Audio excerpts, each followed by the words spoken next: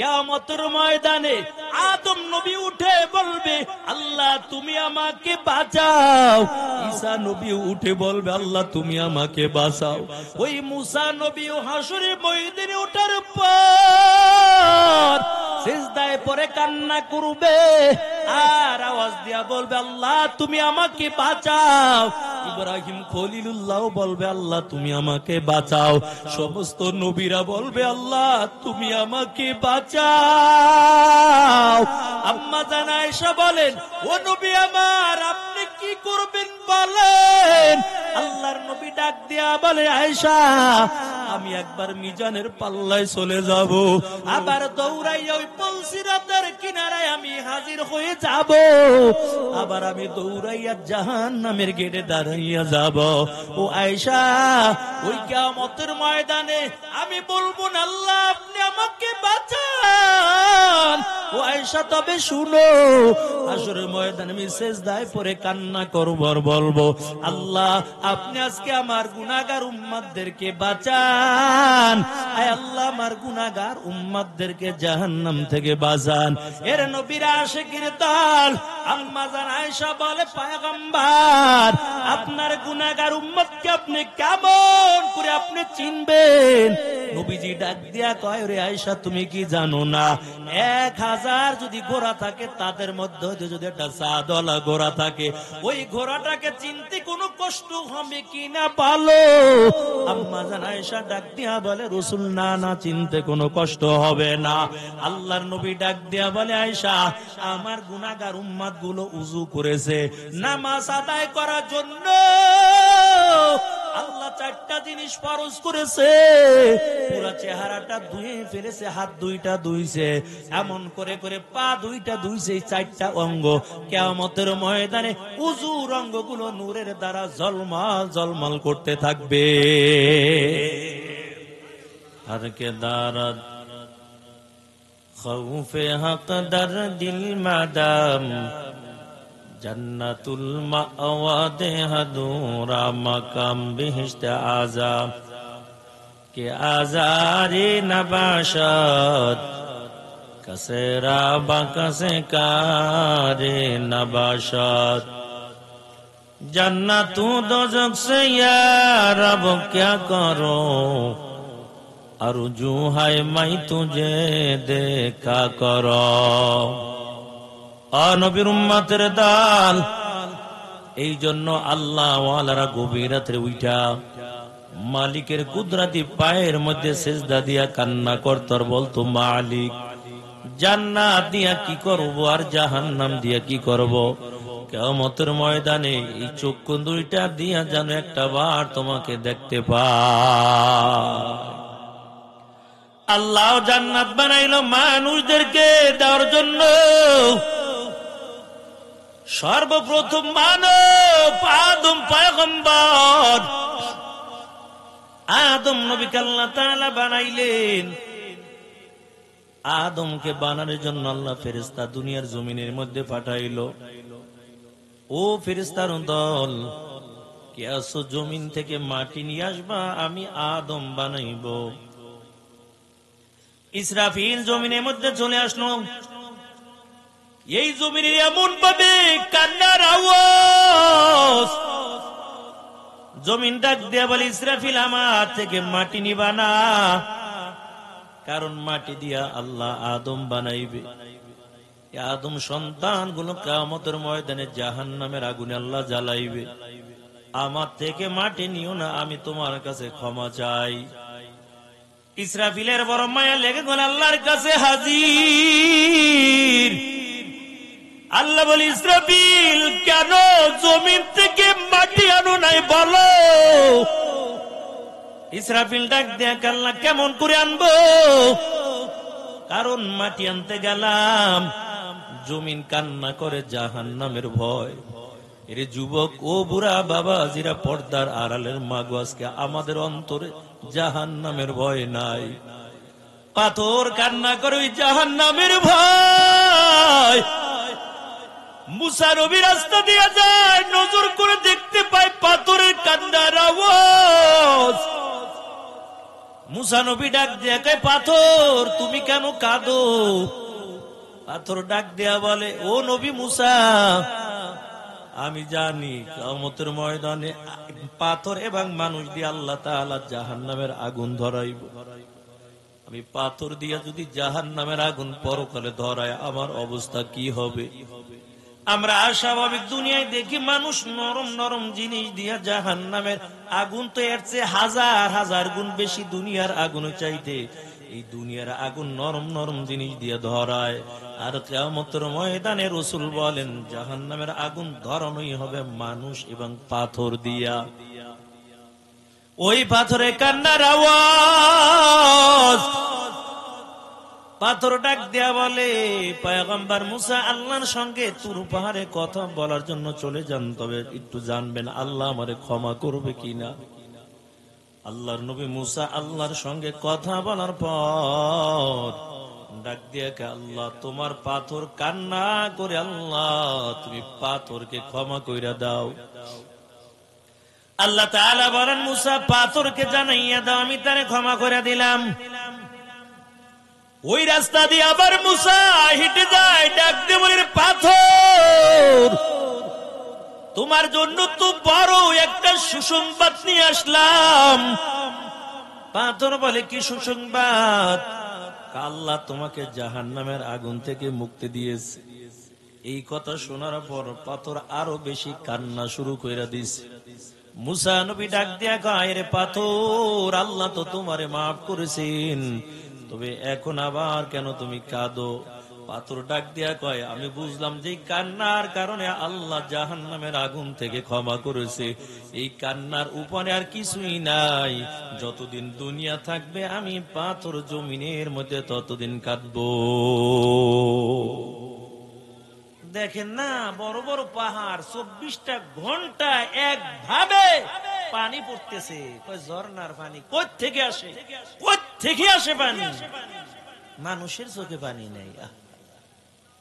এর নবীর আশিকের দাল। এই তো বয়ান শুনতে আসলাম, বইয়া রয়েছে, দেখি কার কণ্ঠ কেমন ভালো।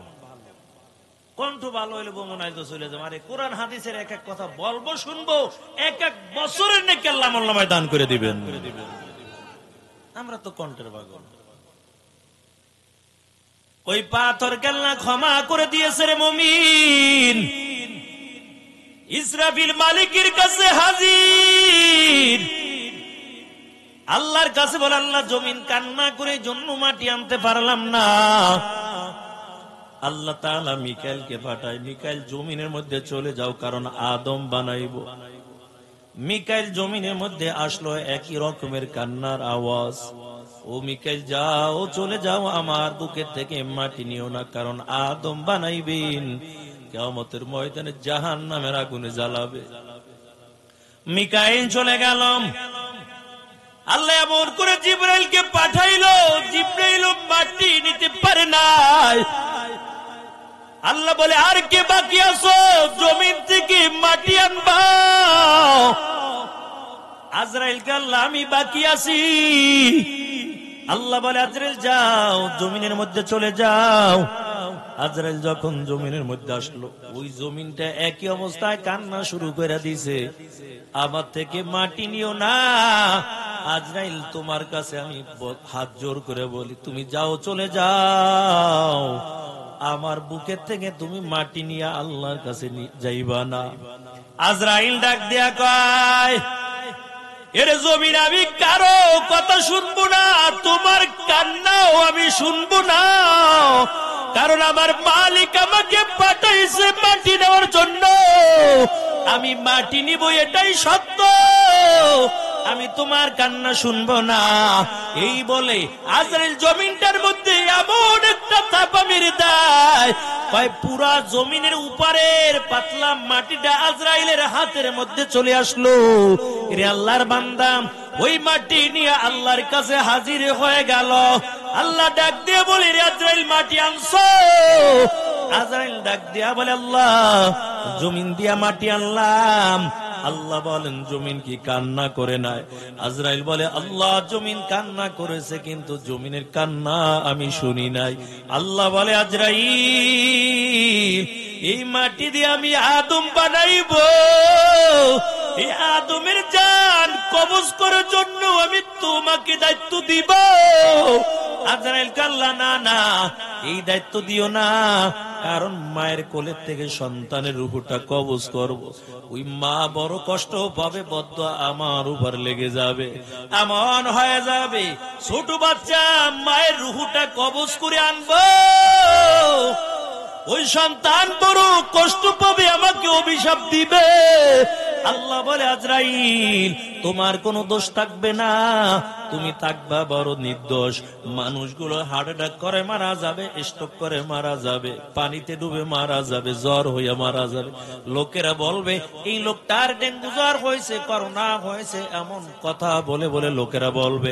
রে আজরাইল তোমার কোনো দোষ থাকবে না, তুমি থাকবা একজন নির্দোষ। এর নবীর উম্মতের দল, ওই মাটি দিয়ে আল্লাহ আদম বানাইল। আদম বানাইয়া সুন্দর করে রাইখা দিল। যখন রূহটা দিয়ে দিল আদম নবীকে আল্লাহ তাআলা জান্নাতের ময়দানে থাকার জন্য সুব্যবস্থা করে দিল। আল্লাহ তাআলা সকল ফেরেশতাদেরকে ডাক দিয়ে বলো ইয কুলনা লিল মালাইকাতি ইসজুদু লি আদম ফাসাজাদু ইল্লা ইবলিস আবা ওয়াস্তাকবারা ওয়া কানা মিনাল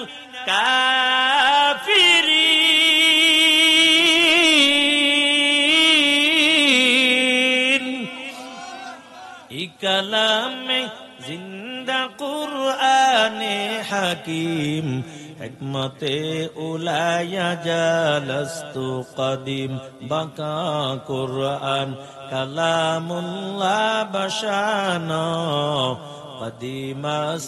কদিমাস্তি নাইনা।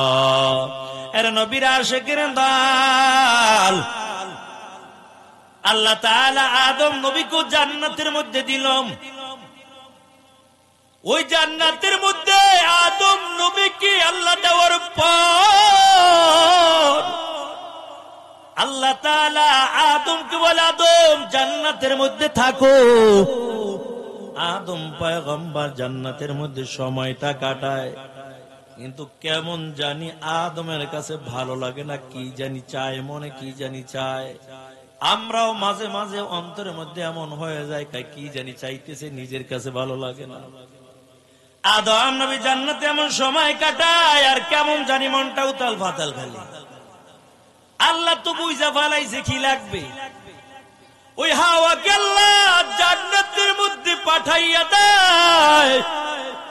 আদম নবীর পাজরে একটু হাড্ডি দিয়া হাওয়াকে সুন্দর করে আল্লাহ তাআলা বানাইয়া জান্নাতের মধ্যে দিয়ে দিলেন।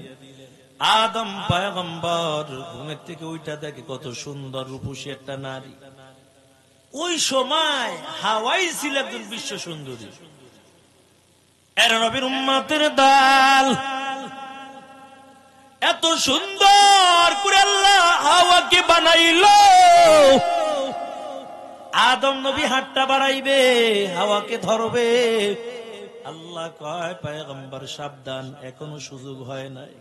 কি হইছে? কয় বিবাহ হইবে, মহারানা দিতে হইবে, তারপর এত তাড়াতাড়ি না। আদম নবীকে আল্লাহ তাড়াতাড়ি করেন।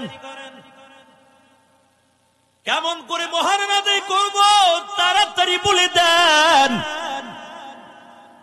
আল্লাহ তাআলা বলেন ও আদম, আমি দুনিয়ার জমিনে শেষ যুগে একটা বন্ধু পাঠাইব, যে বন্ধুরে না বানাইলে আসমান জমিন নবমণ্ডল হাওয়া গন্ধ জান্নাত জাহান্নাম আমি কিছুই বানাইতাম না। ওই নবীর উপর 4 বার অথবা 10 বার দুরূদ পড়ে নিবা, তোমার বিয়ার মহারানা আদায় হয়ে যাবে। ইমামুল আউয়ালিন আল আখিরিন বহর সাদকা রহমাতাল লিল আলামিন সাইয়্যিদুল কওনাইন খাতামুল মুরসালিন آخر مدبود فخر الأولين شدأ جوداش رحمة للعالمين مسجد أشد همار وزمين وما أرسلناك إلا رحمة للعالمين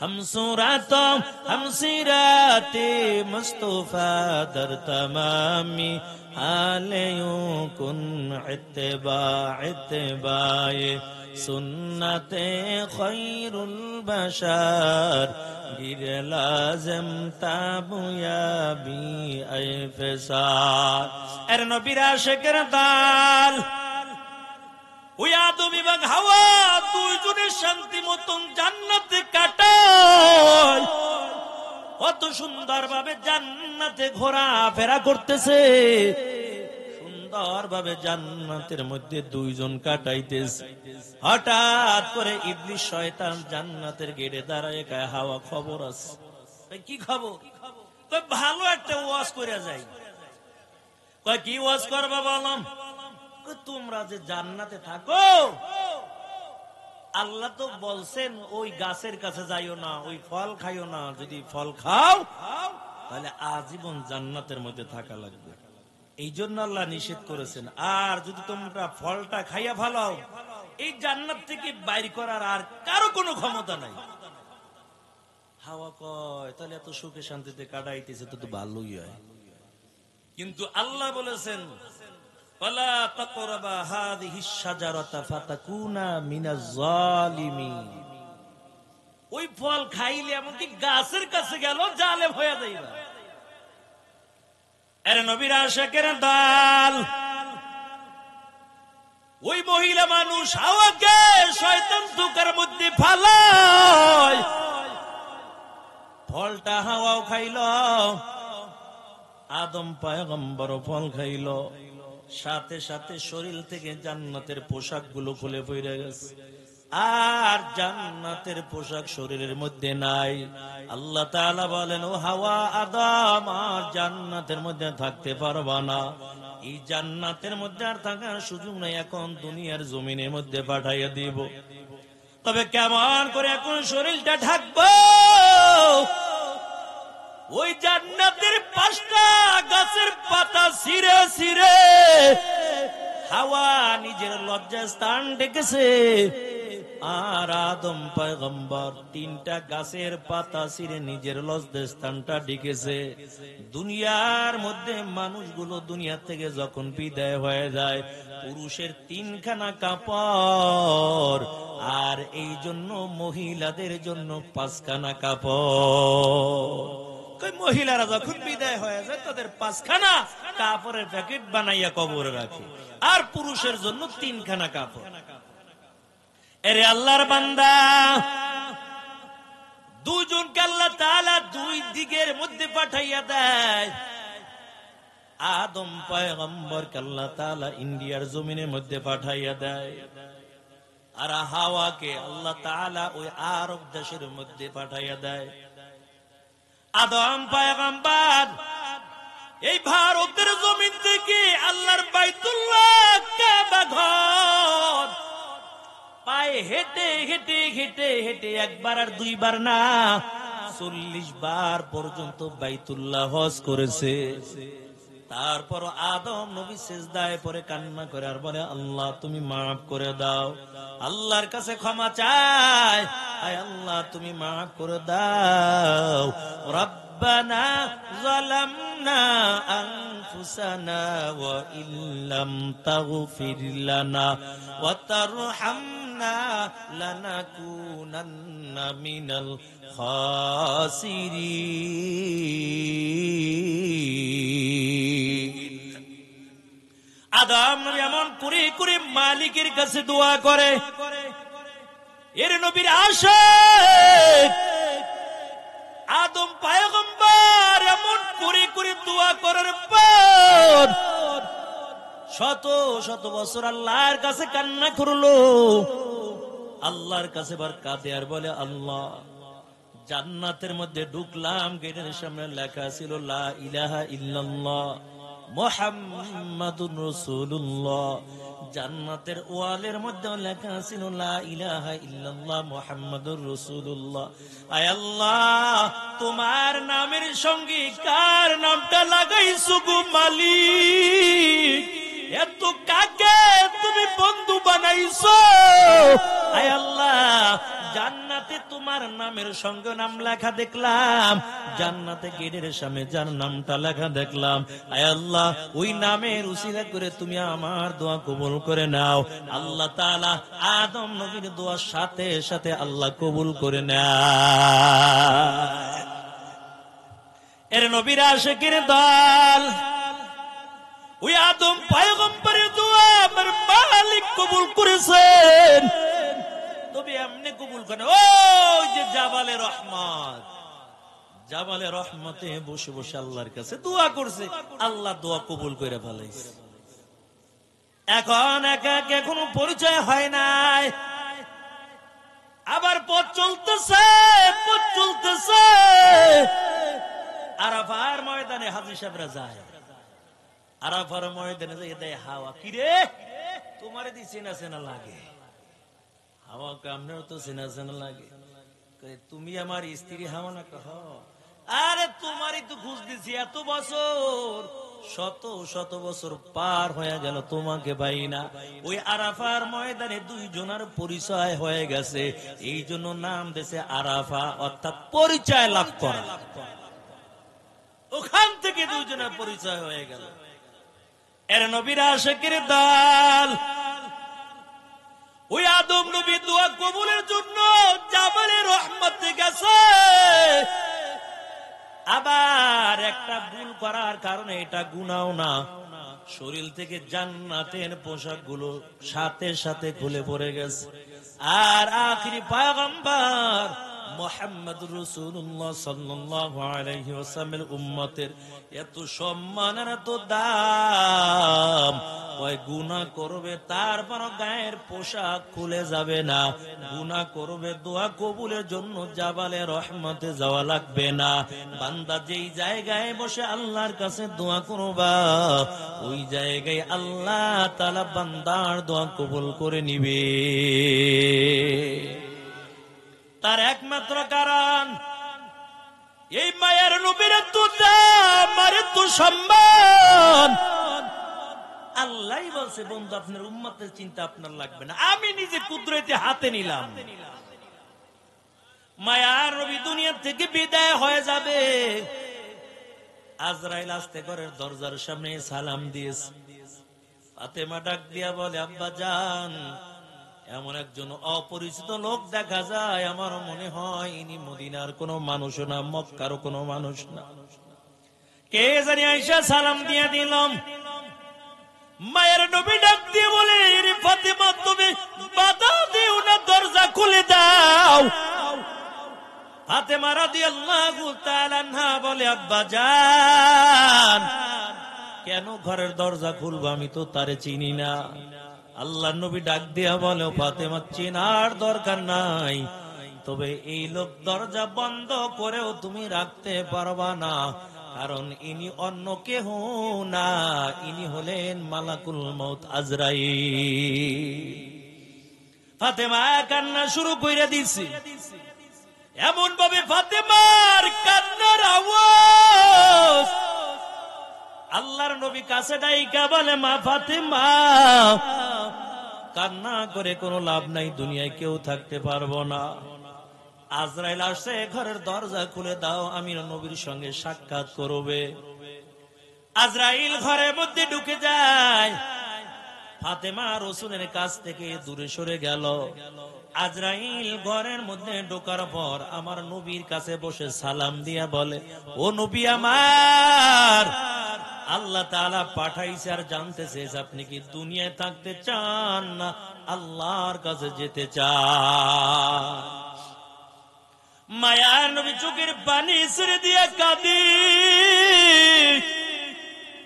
আজরাইল ডাক দিয়ে বলে, ও পয়গম্বর, আপনি কেন কান্না করতেছেন? এমন সময় মায়ার নবী ডাক দেয়া বলে, আজরাইল, আমি কেন কাঁদি জানো? আমি যদি দুনিয়া থেকে বিদায় হয়ে যাই, বলো আমার গুনাহগার উম্মতকে কে দেখবে? মেয়ের চিন্তা করলেন না, কোন সম্পদের চিন্তা করলেন না, বিবিদের চিন্তা করলেন না, বলে আগে বলো আমার উম্মতের জিম্মাদারি কে নিবে? আমার সময় আজরাইল ডাক দেয়া বলে, ও নবী আমার, আমি বলতে পারবো না। আল্লাহ তাআলা জিবরাইলকে পাঠাইছে, জিবরাইল যাও। জিবরাইল আয়েশা আমার নবীর কাছে বৈশা বৈশা কান্না করে। আল্লাহর নবী ডাক দেয়া, জিবরাইল তুমি কেন কাঁদো? তুমি কেন কান্না করো? এর জিবরাইল বলো। জিবরাইল ডাক দেয়া কয়, নবী আমার, আল্লাহ তাআলা আদম পয়গম্বর থেকে লক্ষাধিক নবী দুনিয়ার জমিনের মধ্যে পাঠাইলো।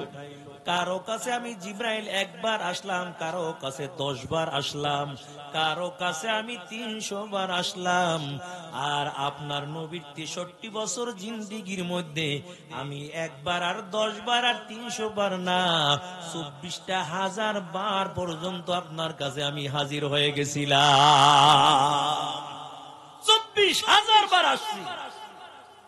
আপনি এখন চলে যাবেন, আমি কার কাছে আসবো? কাকে আমি দেখবো? মায়ের নবীও চোখের পানি ছেড়ে দিয়া কাঁদে।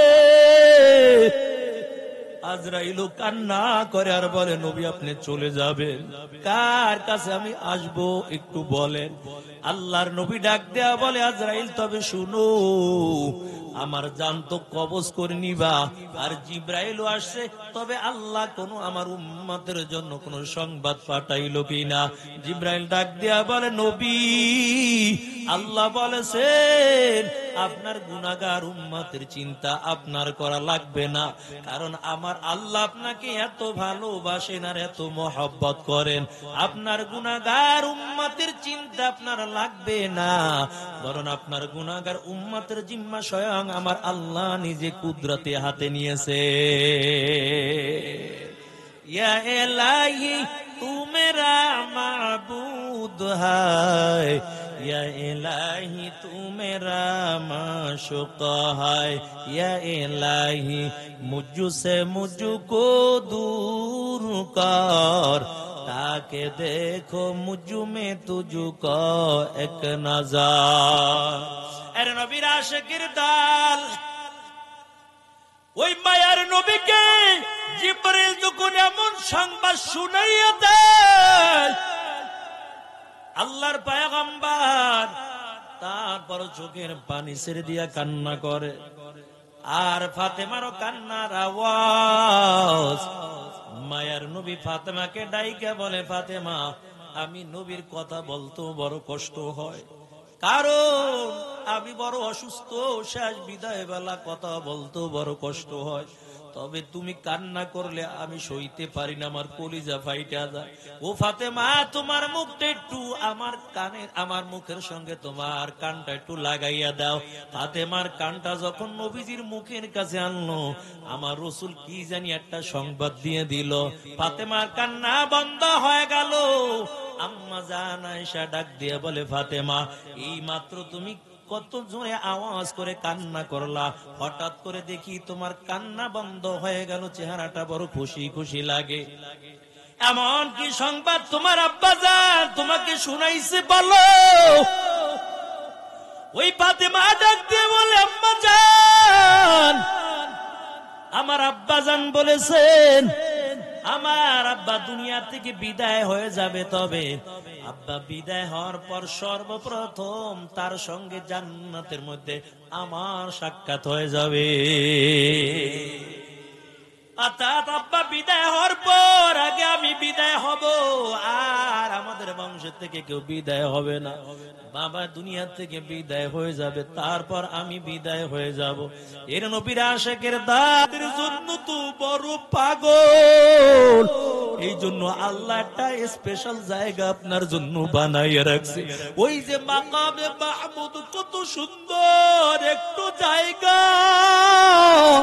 ওই জায়গার মধ্যে সিজদায় পড়ে আমার পয়গম্বর আপনার আমার জন্য কাঁদবেন আর বলবে, আল্লাহ তুমি আমার উম্মতকে বাঁচাও, উম্মতকে বাঁচাও। আল্লাহ অর্ডার করে দিবেন, ও পয়গম্বর আপনার কোনো চিন্তা করার লাগবে না, আপনাকে এই হাসরের ময়দানে আমি আল্লাহ অনুমতি দিয়া দিলাম, যাকে খুশি তাকে নিয়ে আজকে আপনি জান্নাতের মধ্যে চলে যান।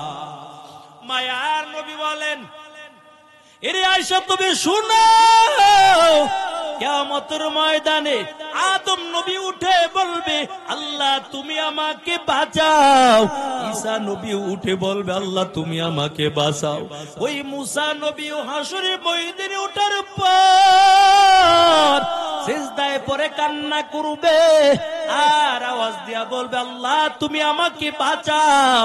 ইব্রাহিম খলিলুল্লাহ বলবে, আল্লাহ তুমি আমাকে বাঁচাও। সমস্ত নবীরা বলবে, আল্লাহ তুমি আমাকে বাঁচাও। আম্মা জান আয়েশা বলেন, ও নবী আমার আপনি কি করবেন বলেন?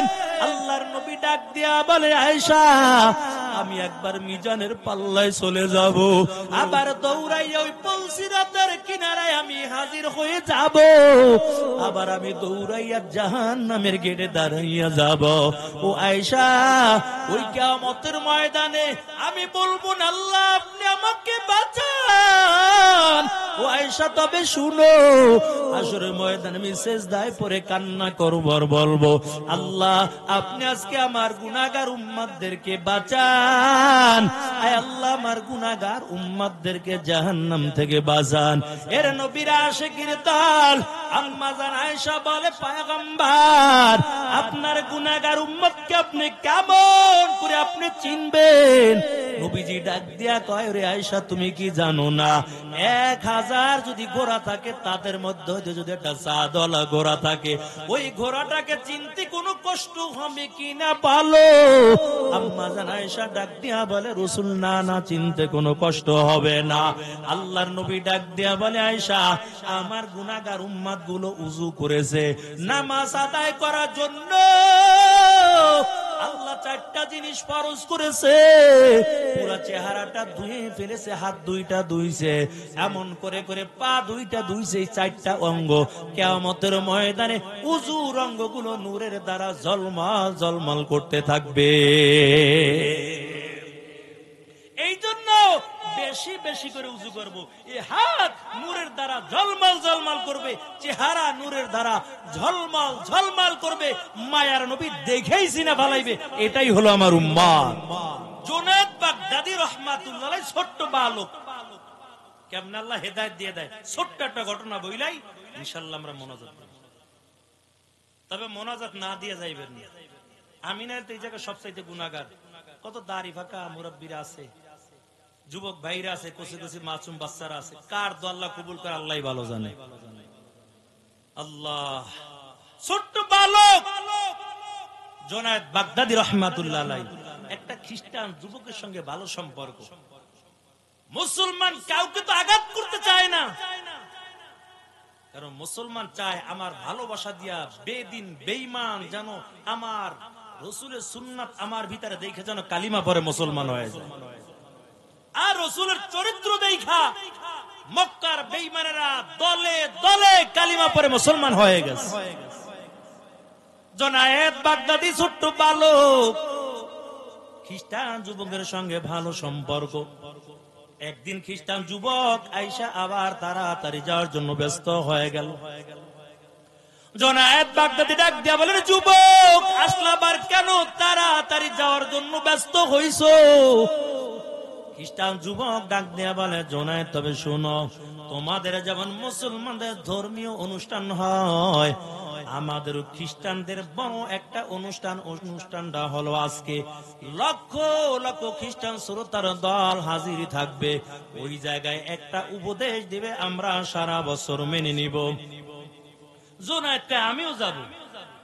খ্রিস্টান যুবক ডাক দিয়ে, না না, তুমি যেতে পারবা না, কারণ যদি কোন মুসলমানের সন্তান যায় তাকে বন্দী করে রাখা হয়, ওই বেঈমানের কলবের মধ্যে মুসলমানের জন্য ভালোবাসা নাই। একটা বেঈমানের কাছে, ইহুদি নাসারাদের কাছে মুসলমান যাইয়া নিরাপদ থাকতে পারে না, আর একজন মুসলমানের কাছে শত শত বেঈমান হইয়া নিরাপদে থাকতে পারে। তার একমাত্র কারণ মুসলমান কারো প্রতি আঘাত করবে না, আর সেটা প্রমাণ করেছে।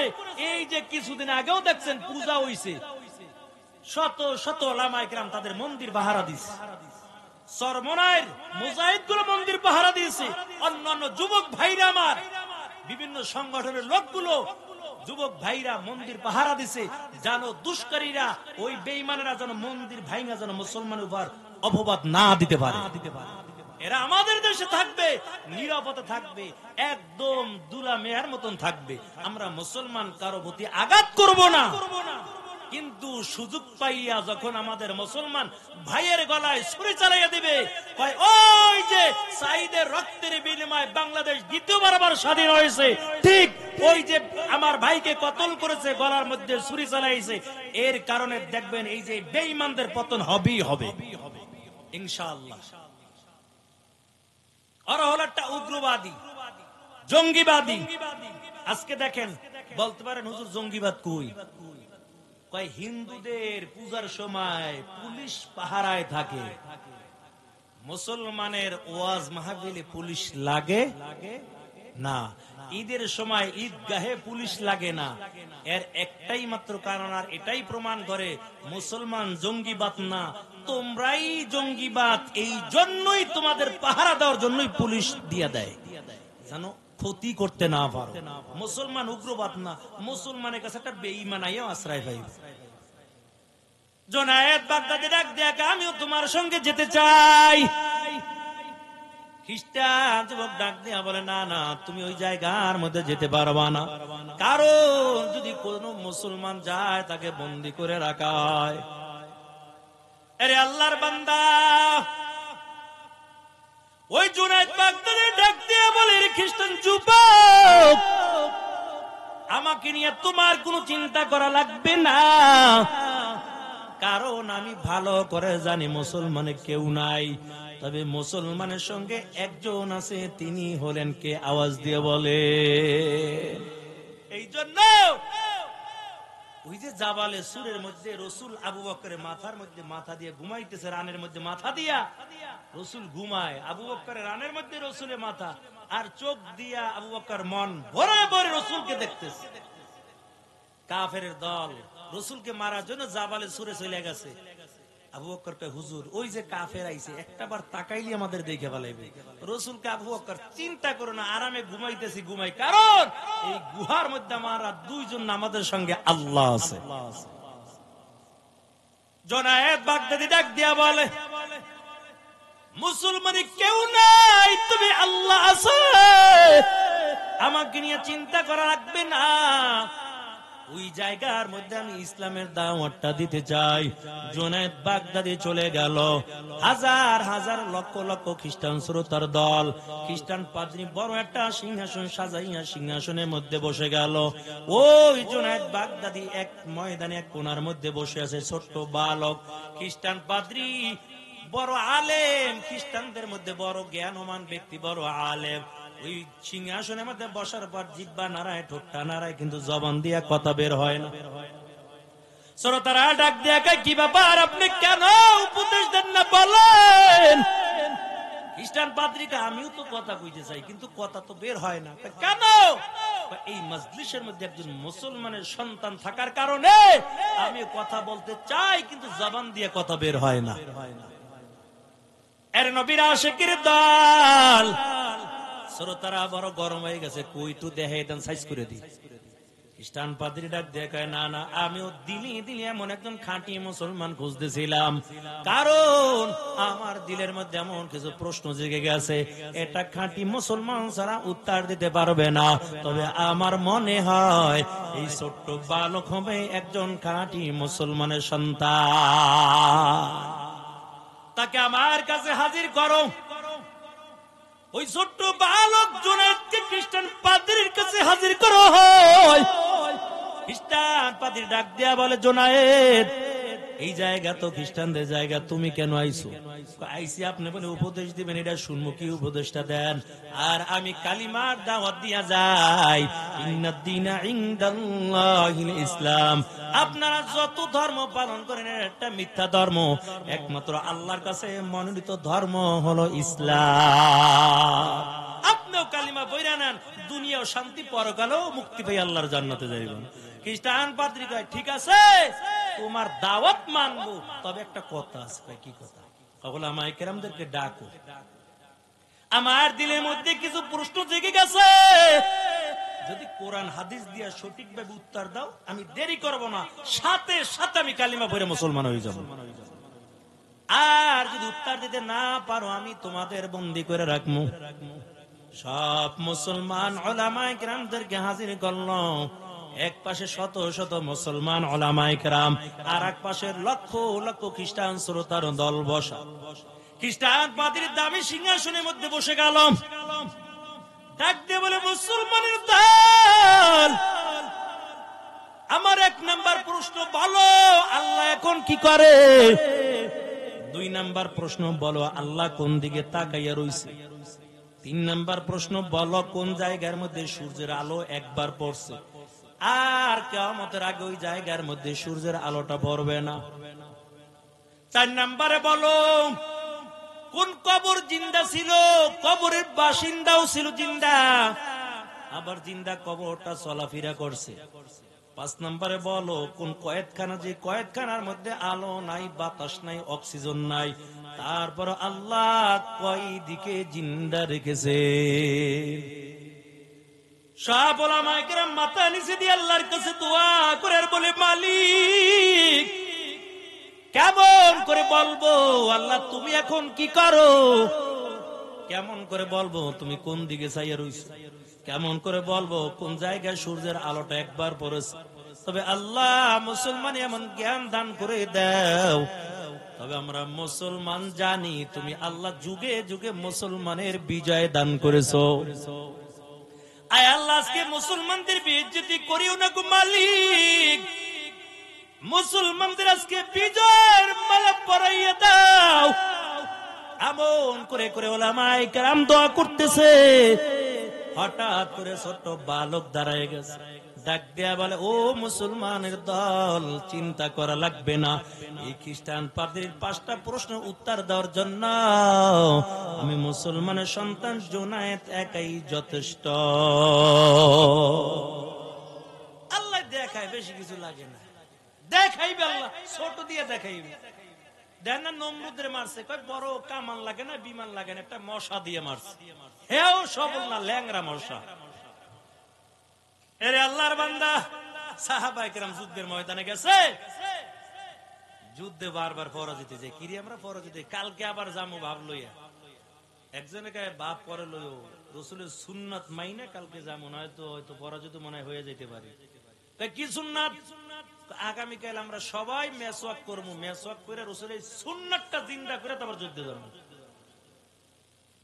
কাফেরের তাবুত থেকে গোয়েন্দা পাঠাইছে, এই যাও দেখো আগামীকাল মুসলমান কি দিয়া যুদ্ধ করবে। আইছে গোয়েন্দা একজন, আইয়া দেখে কি মুসলমানের দল তাবুতে বইয়া গাছের ডাল ডোল ভাঙিয়া দি সব দাঁত দাঁড়াইতেছে। দেখা দিছে দৌড়, তাড়াতাড়ি ময়দান ছাড়। কি হইছে? আমার মনে হয় কালকে তলোয়ার দিয়ে যুদ্ধ হইব না, কালকে একটা কামরা কামড়ির যুদ্ধ হইব। কেমনে বুঝলা? বিশ্বাস না করলে যাইয়া দেখ, সবটিতে দাঁত দাঁড়াইতে আছে, কালকে তীরের যুদ্ধ হইব না। তাই নাকি? কহ তাড়াতাড়ি ময়দান ছাড়। মুসলমান চাহিদায় পুরা ময়দান ক্লিয়ার, আল্লাহ বিজয়ের মালা ভরাই দিছে। তবে রাসূলের সুন্নাত তরিকা, সুন্নাত ছাইরে আবার উল্টা যায়েন না। আল্লাহর এক বান্দা এই মেসওয়াকের সুন্নাতের কথা শুই না, বক্তায় ওয়াজ করছে মেসওয়াক করবেন, কারণ নবীজি বলেছেন যারা মেসওয়াক করে উযু কইরা নামাজ আদায় করবে আল্লাহ একটা নিয়ামত, বড় নিয়ামত দান করবে। ৭৩টা নিয়ামত, তার থেকে একটা নিয়ামত হলো মৃত্যুর সময় তার জবান দিয়ে কালিমা নসিব হয়ে যাবে। বাড়িতে আসিল বড় নিম গাছ, কি রে সব যেহেতু এত বেশি, 2 হাত লম্বা নিমের ডাল একটা কাটছে, কাইটে মেসওয়াক বানাইছে, বুক পকেটে রাখে কাইটে পড়ে যায়। এটা আবার গলায় ফেস দিয়ে রাখার লিগে ফিতে বানাইছে। দেহের নাম কই লাগা কত লোক মোস রাহে এই পর্যন্ত বাপ লইয়া বাড়ি দিকে উড়ায়। সুন্নাতের খবর নাই, দাড়ির খবর নাই, মোসের বাম্পার কইটার এবার গলায় ফেস দিয়ে রাখে, কইরা যায়। আল্লাহর বান্দা নামাজ পড়তে গেছে, এটা বুক পকেটে বাইন্দা মসজিদে ঢুকছে, যাই দেয় নামাজ এক রাকাত শেষ। পিছের রাকাতে দাঁড়াইছে, সামনের রাকাতে আরেকজনে নামাজ পড়তেছে। সামনের রাকাতের আল্লাহর বান্দা রইছে রুকুতে, আর এই বান্দা গেছে সেজদায়। সেজদার থেকে যখন উঠাতেছে, ওই যে মেসওয়াকের মাথা তো এক হাত সামনের দিকে বাইরে রইছে, আর লঙ্গি ঝুইলা রইছে। যখন উঠাতেছে আল্লাহু আকবার কইয়া, মেসওয়াকের মাথা লঙ্গি বাইছে, লঙ্গি আসমানে।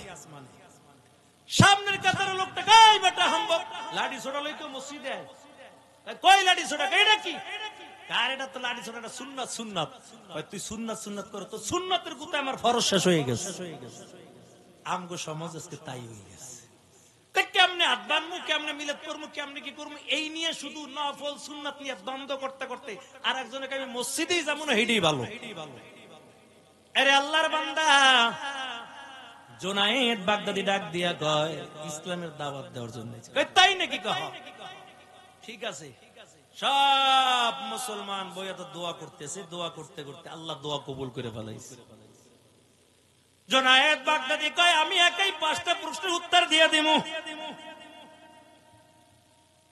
তবে তোমাদের কোনো চিন্তা করা লাগবে না। ছোট্ট বালকে আস্তে করে খ্রিস্টান পাদ্রী কাছে ডাকছে, পারবা? ইনশাআল্লাহ পারবো, কোনো চিন্তা নাই। এই জন্য মুসলমান যদি কোনো ভালো কাজ করার ইরাদা করি, আগেই বলবে ইনশাআল্লাহ, আল্লাহ চাহে তো, তাহলে কাজটা আল্লাহ সহজ করে দিবে। জুনায়েদ বাগদাদি কে ইনশাআল্লাহ আমি পারবো। পাশে দাঁড়াও, দাঁড়াইছে। 5টা প্রশ্ন। 1 নাম্বার আল্লাহ কি করে এখন, 2 নাম্বার আল্লাহ কোন দিকে তাকানো, 3 নাম্বারে কোন জায়গায় সূর্যের আলো একবার পড়ছে আর কিয়ামতের আগে ওই জায়গার মধ্যে সূর্যের আলোটা পড়বে না। 4 নাম্বারে বলো কোন কবর জিন্দা, কবর বাসিন্দাও জিন্দা ছিল, আবার জিন্দা কবরটা চলাফেরা করছে। 5 নাম্বারে কোন কয়েকখানা আলো নাই, বাতাস নাই, কোন অক্সিজেনের ব্যবস্থা নাই, তারপর আল্লাহ তাআলা কয় দিকে জিন্দা রাখছেন। ছোট্ট বালক জুনায়েদ বাগদাদি বলে ইনশাআল্লাহ আমি আপনার প্রশ্নের উত্তর দিয়ে দিব, তবে আমি একটা কথা বলতে চাই। কি কথা? বলতে চাই যে প্রশ্ন করে সে বড় না যে উত্তর দেয় সে বড়? খ্রিস্টান পাদ্রী কয় যে প্রশ্নের উত্তর দেয় সেই তো বড়। কয় তাহলে আপনি এই সিংহাসন থেকে নিচে নেমে যান, আমি এই সিংহাসনে বসে আপনার প্রশ্ন উত্তর দিয়ে দিব, যেহেতু আপনি কইছেন যে প্রশ্ন উত্তর দেয় সে বড়। খ্রিস্টান পাদ্রী আস্তে করে সিংহাসন থেকে নিচে নেমে যায়। ছোট্ট বালক মুসলমান সন্তান জুনায়েদ বাগদাদির দামি সিংহাসনের মধ্যে বৈশা কয়, ও খ্রিস্টান শ্রোতার দল, তোমাদের 1 নাম্বার প্রশ্ন ছিল আল্লাহ এখন কি করে। আমার আল্লাহ এখন এই কাজটাই করেছে। তোমার মতো খ্রিস্টান পাদ্রীকে দামি সিংহাসন থেকে নিচে নামাইয়া আমার মতন মুসলমান ছোট্ট বালক সন্তানকে আল্লাহ এখন দামি সিংহাসনের মধ্যে বসাইয়া দিয়েছে। وَتُعِزُّ مَن تَشَاءُ وَتُذِلُّ مَن تَشَاءُ بِيَدِكَ الْخَيْرُ। আল্লাহ যাকে চায় তাকে সম্মান দান করে দেয়, আবার আল্লাহ যাকে চায় সাংবাদিকের জুতা দিয়ে তাকে সাইজ করে দেয়।